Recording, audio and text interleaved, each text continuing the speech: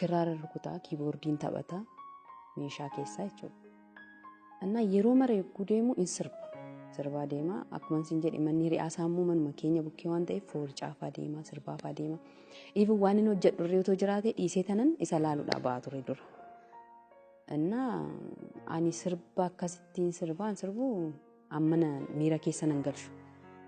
Garuu maalan jedhanii aceekoo sirbituun mee mootummaa waaqaan dhaaluun jedhan. Yookuun akkas jedhu dhiisimee waaqni kan naa kenne kanaaf miti naan jedha. Daandiratti naana argummoo natti dubbata. Akkam natti dubbatta jedheen nan arrabsa. Arrabsee galee tanan maafan arrabsee dheen ba'aa ture.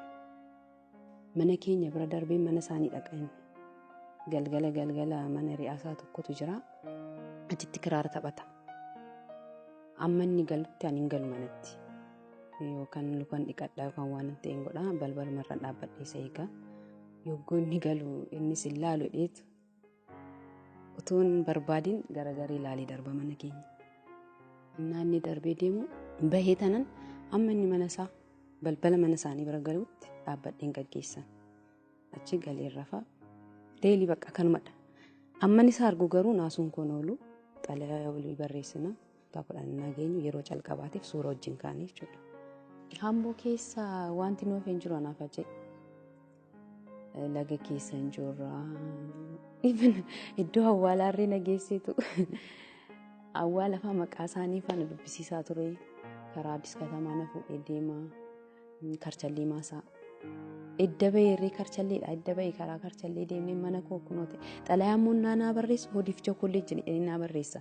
Dhumarratti hacaaluu hundeessaa jedhee mallatteessa. Ka hodiif kolleejjii naan jedha. Naaf hacaaluun mana barumsaa kiyyaa, ijoollummaa kiyyaa. Waa hunda kiyya.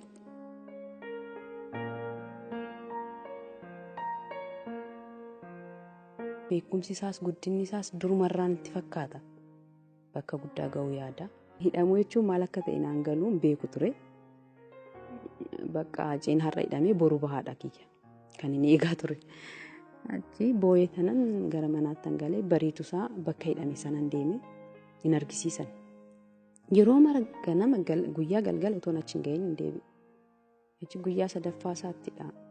Obboleessi isaa fi eessumni isaa dhufanii huccuu fi nyaata qabanii maal hojjettanaan jedhan. Lakki acee argisiisan jedhee ilaaluuf hin sitti hin argisiisan kana boodaas hin dhufinnaan jedhan. Maatii dhokadhee kanan deema. Guyyaa meeqaffaa isaatti innaa waraabbaman nan arge. Bakka acee sagalee dhuma isaan dhagee bazzii hidhedhe.